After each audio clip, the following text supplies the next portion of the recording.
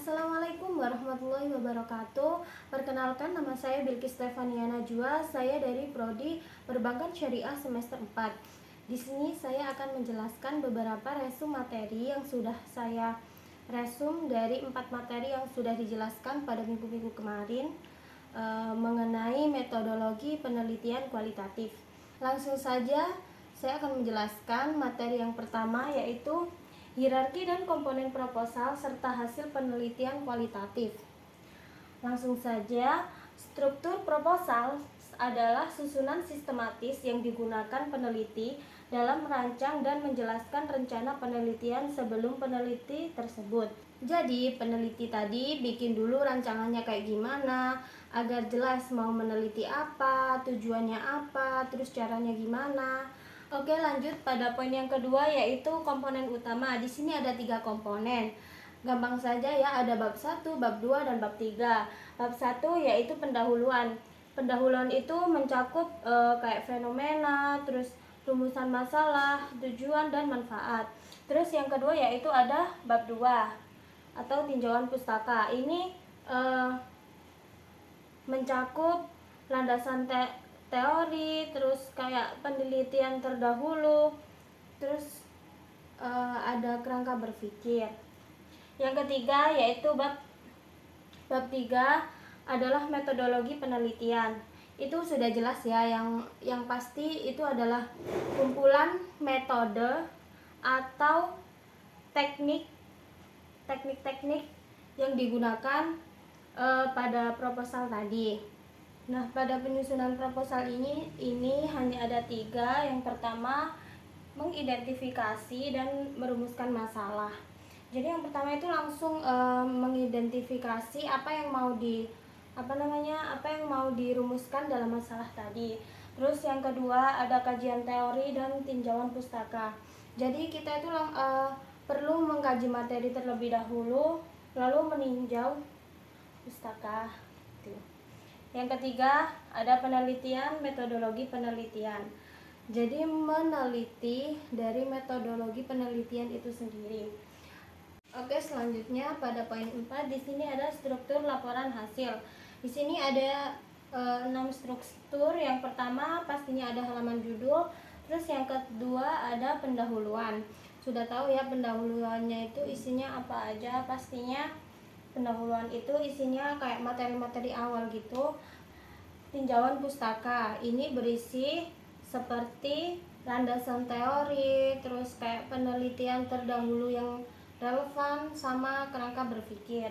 Terus yang keempat ada metodologi penelitian. Metodologi penelitian ini beberapa metode untuk meneliti. Cara gampangnya itu kayak cara-cara meneliti itu. Terus yang kelima ada hasil penelitian dan pembahasan. Di sini berisi dari hasil dari meneliti yang tadi kan ada ini ya. Itu terus diteliti, habis itu hasilnya itu masuk pada poin kelima, ada hasil penelitian terus dibahas ya. Terus yang terakhir ada kesimpulan dan saran. Itu sudah pasti di dalamnya berisi menyimpulkan dari apa yang dibahas di awal tadi dan saran. Nah, terus pada poin yang terakhir yaitu evaluasi dan publikasi hasil. Yang pertama ada evaluasi internal oleh peneliti. Jadi itu tuh kayak dicek sendiri gitu sama yang meneliti. Dicek kayak ini tuh udah bener apa belum ya sebelum benar-benar dipublikasi. Terus yang kedua ada evaluasi eksternal atau peer review. Jadi ini tuh penilaian dari orang lain seperti kayak dosen atau beberapa orang ahli yang ada di bidangnya untuk mereview tugas ini. Terus yang ketiga ada publikasi hasil penelitian. Nah, ini tuh kalau dari 2 poin tadi itu sudah benar, barulah hasilnya itu di-share ke banyak orang, bisa melalui kayak jurnal, terus atau kayak seminar. Nah, yang keempat ini ada implikasi dan pemanfaatan penelitian. Nah, ini tuh kayak jawabannya itu apa sih dari ini tuh, hasilnya itu gunanya untuk apa. Jadi bisa untuk bantu mengambil keputusan, menambah ilmu, dan dipakai manfaatnya. Jadi pada intinya itu yang pertama itu dicek sendiri, terus yang kedua dicek orang lain, terus yang ketiga diumumin kepada orang lain, terus yang keempat dipakai manfaatnya. Itu saja yang bisa saya sampaikan dari materi pertama, yaitu mengenai hierarki dan komponen proposal serta hasil penelitian kualitatif. Oke, di sini langsung saja masuk kepada materi yang kedua, yaitu paradigma penelitian kualitatif perbankan syariah. Langsung saja, penelitian kualitatif adalah penelitian yang menekankan pada kualitas, makna, dan pemahaman mendalam terhadap suatu fenomena. Yang artinya, itu cara penelitian yang ngerti suatu kejadian secara mendalam. Fokusnya itu ke makna, pengalaman, dan cerita orang, bukan angka-angka. Lanjut, poin yang kedua yaitu karakteristik. Yang pertama ada natural setting atau alamiah, yang artinya itu tuh dilakukan secara nyata, nggak ada settingan, terus intinya itu pokoknya apa adanya, nggak ada yang disetting gitulah. Terus yang kedua ada peneliti sebagai instrumen utama, yang artinya itu langsung ngumpul datanya. Jadi itu tuh langsung mengumpulkan data. Nah, yang ngumpulin itu juga si peneliti itu langsung. Terus yang ketiga ada data deskriptif. Yang ketiga ada data bersifat deskriptif, yaitu non angka atau kata atau cerita. Jadi bentuknya itu kata-kata, cerita, dan bukan angka. Terus yang keempat ada analisis data bersifat induktif, menyusun kesimpulan di awal. Jadi dia itu ngumpulin data dulu, baru ditarik kesimpulannya. Jadi bukan dari teori dulu gitu, enggak. Terus yang terakhir ada meaning atau menekankan makna dan memahami alasan kejadian. Jadi dia itu cari kenapa dan gimana suatu hal itu bisa terjadi. Terus selanjutnya yaitu paradigma. Di sini ada 3. Yang pertama ada positivisme, yaitu fokus kepada angka dan pengukuran. Jadi dia itu fokus untuk mengukur dan hubungan dari sebab dan akibat. Jadi kalau yang positivisme ini lebih ke kuantitatif ya. Yang kedua ada interpretatif. Dia itu memahami makna dan pengalaman kualitatif. Jadi ini tuh fokus untuk memahami makna dan pengalaman-pengalaman dari manusia. Yes, intinya ini inti dari kualitatif gitu. Yang ketiga ada kritis. Fokus untuk mengkritisi dan membahas mengenai masalah sosial, bisa kayak ketimpangan, terus kayak ketidakadilan gitu. Jadi memahami realitas tapi juga ini tetap kritis terhadap ketimpangan gitu ya. Terus selanjutnya di sini ada jenis-jenis penelitian. Jenis dari metode penelitian ini yang pertama ada studi kasus, yaitu mencari beberapa kasus untuk dipahami lalu diteliti. Jadi itu ngulik dari suatu kasus atau objek itu secara mendalam. Terus yang kedua ada fenomenologi, yaitu memaknai hal menurut peneliti atau pengalaman seseorang.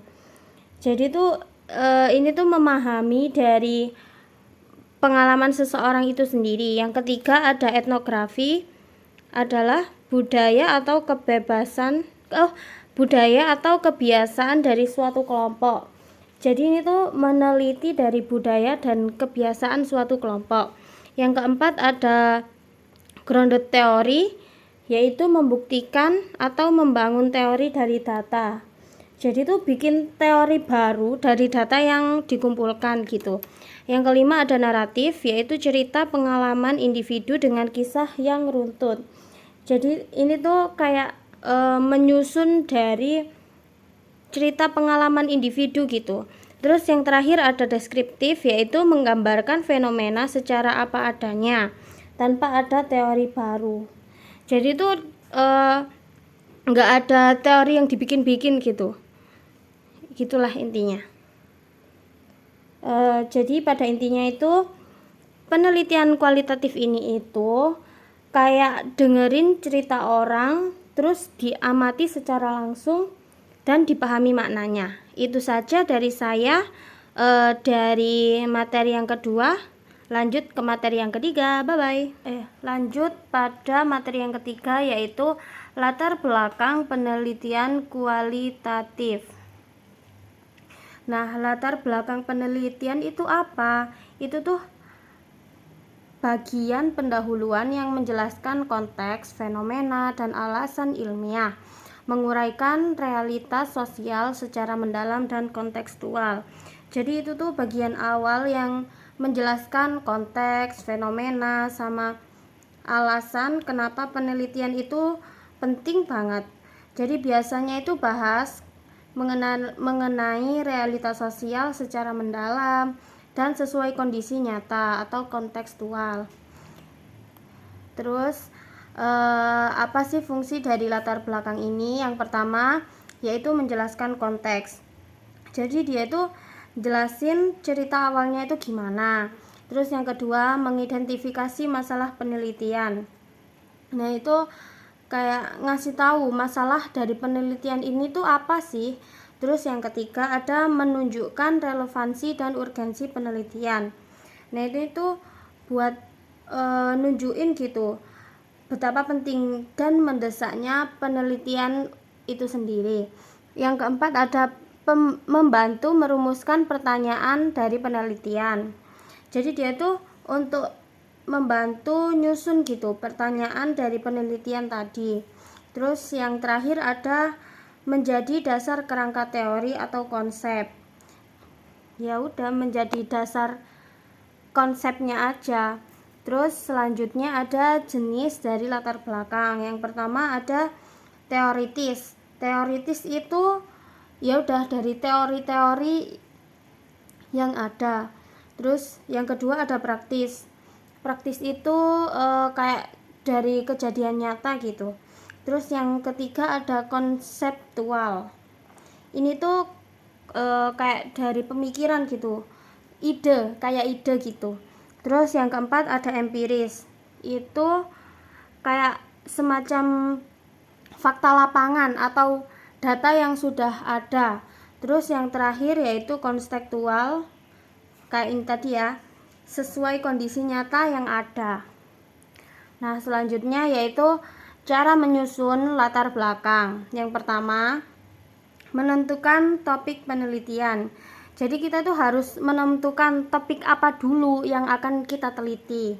Terus yang kedua yaitu mengidentifikasi masalah penelitian.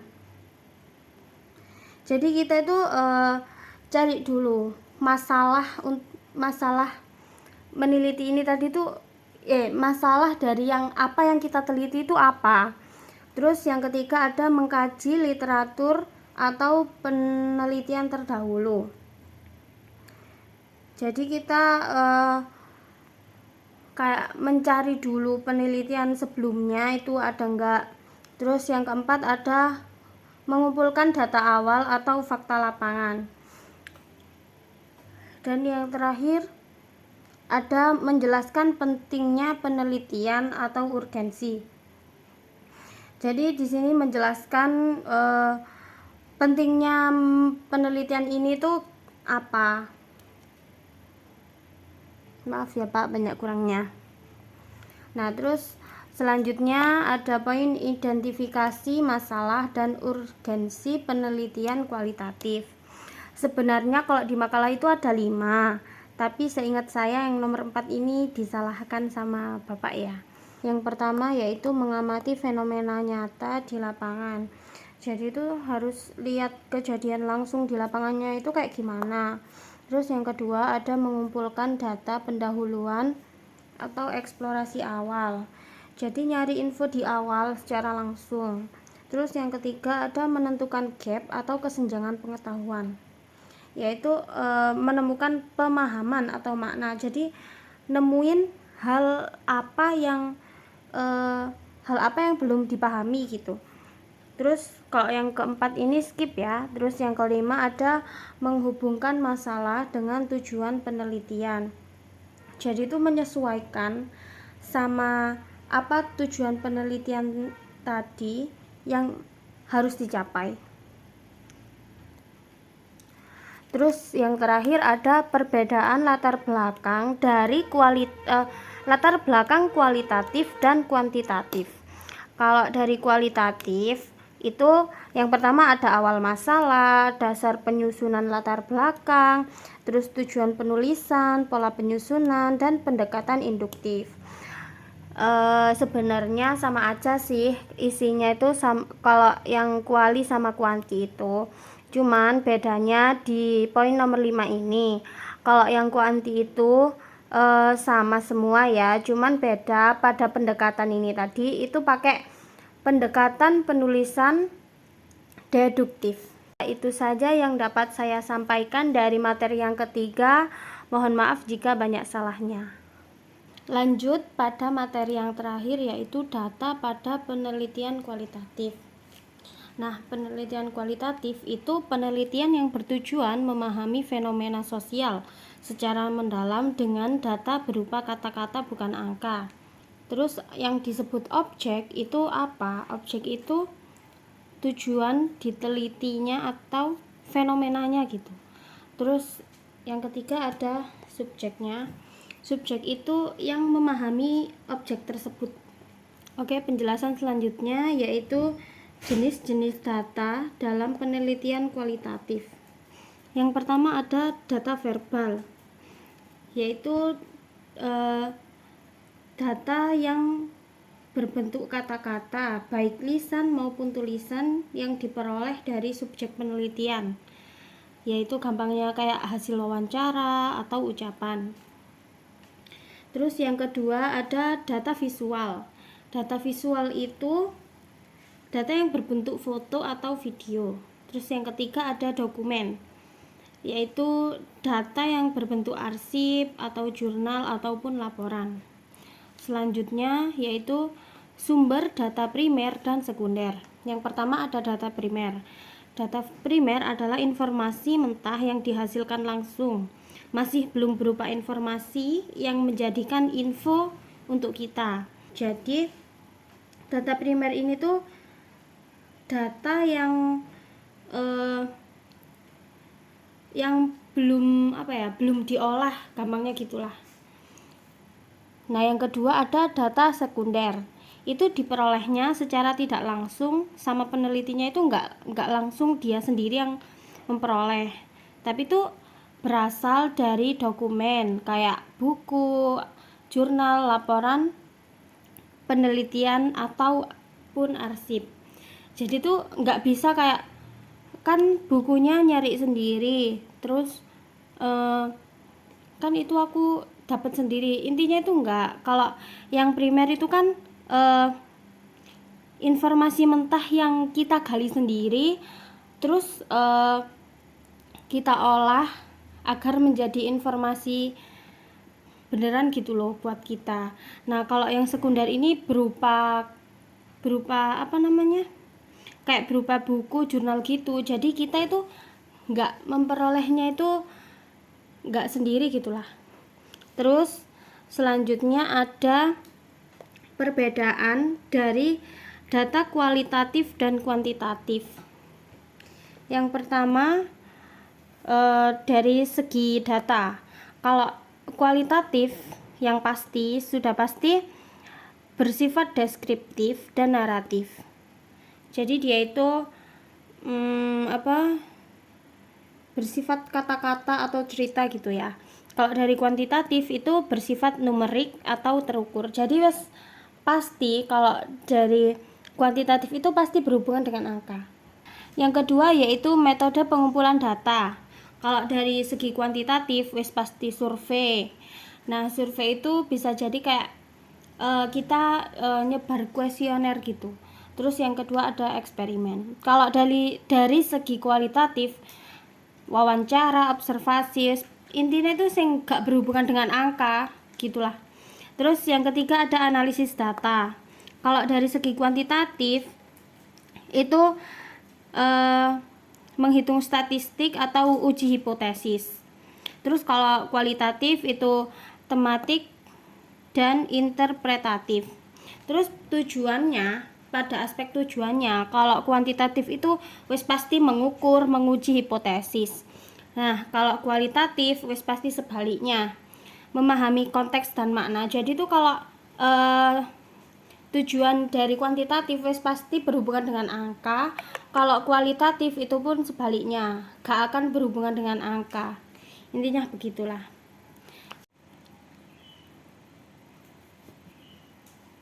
Nah terus